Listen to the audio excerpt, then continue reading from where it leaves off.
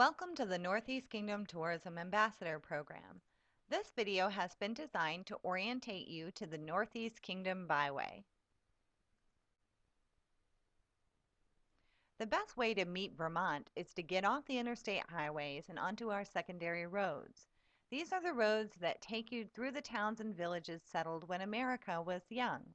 It was in these towns and along these routes that the freedom fighters planned and marched to fight the British in the Revolutionary War. Vermont byways are established from the ground up by local residents taking part in the National Byway Program, which was previously funded through the Federal Highway Administration. These residents realize that their area is rich in history, culture, scenic, and recreational opportunity. They're proud of their heritage and the place that they call home and want to tell their story to visitors. Our designated byways offer information and waypoint centers to help visitors get the most enjoyment possible from their visit. Vermont byways range from 30 miles in length to over 400 miles in length. Historic sites, cultural experiences, recreational opportunities all abound along each byway. Biking, walking, and ski trails, canoe and kayak access, swimming holes, camping, and picnic areas, incredible scenery, shopping, artisans, educational opportunities, and a great deal more are available. In the state of Vermont, there is a complete byways collection.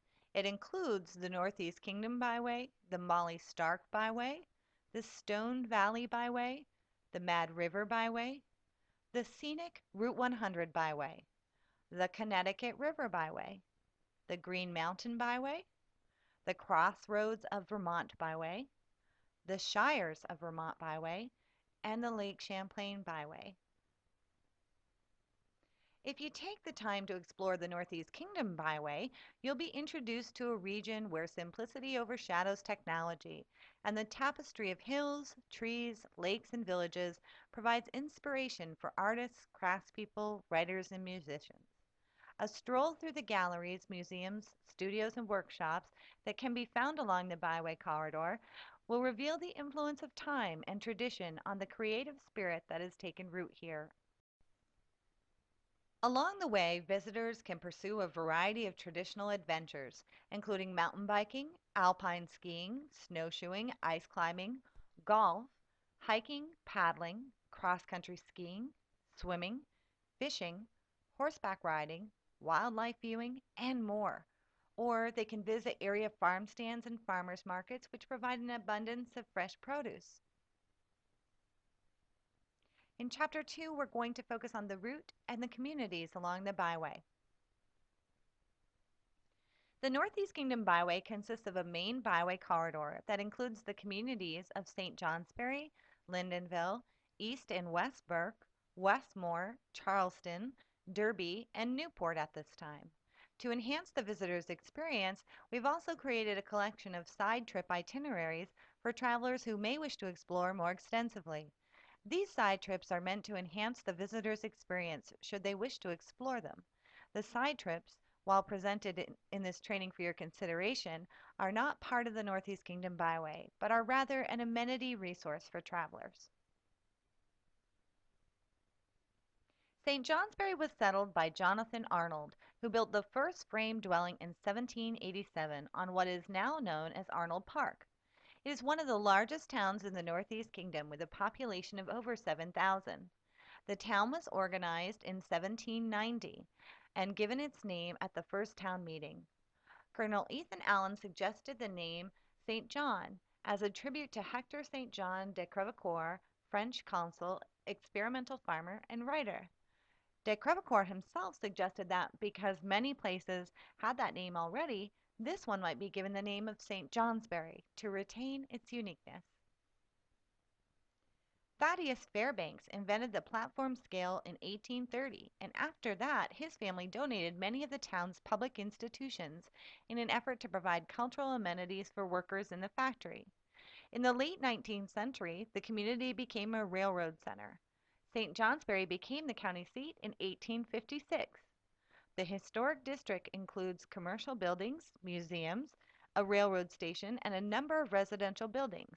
It also became a railway and highway junction, as well as an industrial, commercial, and cultural crossroads of the region, a position which it still holds today. Linden was chartered in 1780 to Dr. Jonathan Arnold and 53 others, many of whom served in Rhode Island regiments during the Revolution.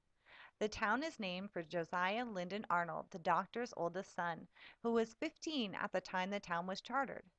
Following his education, Josiah was credited with writing the first published poetry written by a Vermonter. Most of the verse takes Vermont's countryside as its subject. Linden is now home to a population of almost 6,000 and boasts many shops and restaurants in downtown Lindenville, while outlying areas feature stately Victorian homes and working farms. Linden is also home to Linden State College and Linden Institute. Chartered in 1782, Burke has a population of just over 1,700. While it cannot be proven, it is thought that the town was named for Edmund Burke, a British statesman and orator, who was one of the foremost proponents of liberal treatment for American colonies, and whose ideas on the subject were set forth in American Taxation and Conciliation with America. At the time the town was chartered, Edmund Burke had just helped to force Lord North's resignation as Prime Minister because of his colonial policies and conduct of the war. It is possible that Vermont wanted to honor Burke's support of the colonies and name the town after him.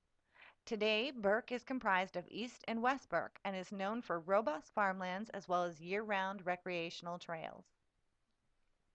Westmore was chartered in 1781 and has a population of just 350.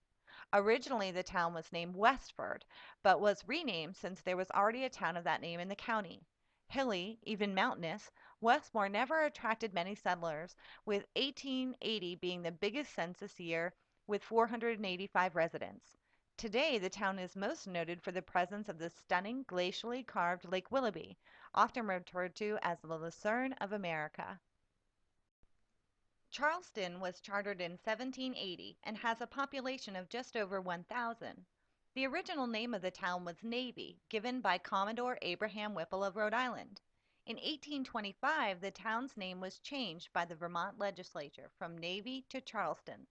Many have assumed that the new name was after Charlestown in either Massachusetts or New Hampshire, but it could be that it was named in honor of Commodore Whipple's historic defense of Charleston, South Carolina during the Revolution. Derby has a population of over 4,600 and was chartered in 1788 by Timothy Andrews and 59 others. Himself a carpenter by trade and a land speculator, Andrews came from a prominent Connecticut family and was involved in the charters for a half-dozen towns near the Canadian border. Some of the earliest proprietors' meetings took place in Derby, Connecticut, which is likely where the town name came from. Derbyshire, England provided the name for the Connecticut town.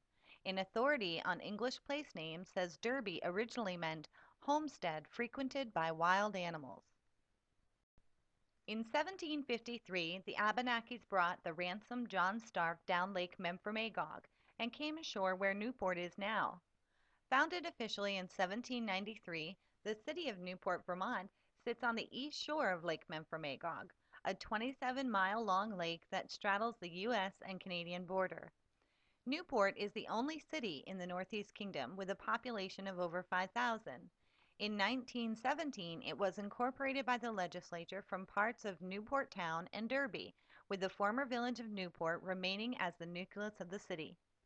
Today, the city of Newport is a charming tourist town, including specialty shops, boutiques, cafes, and restaurants, and is surrounded by some of the most beautiful farms in the Northeast Kingdom.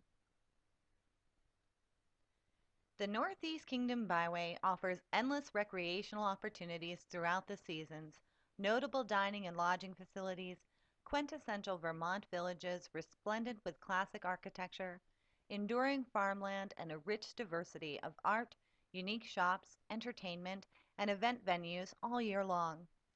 We hope you'll take some time to view the other Byway trainings and encourage visitors to the region to explore the Northeast Kingdom Byway.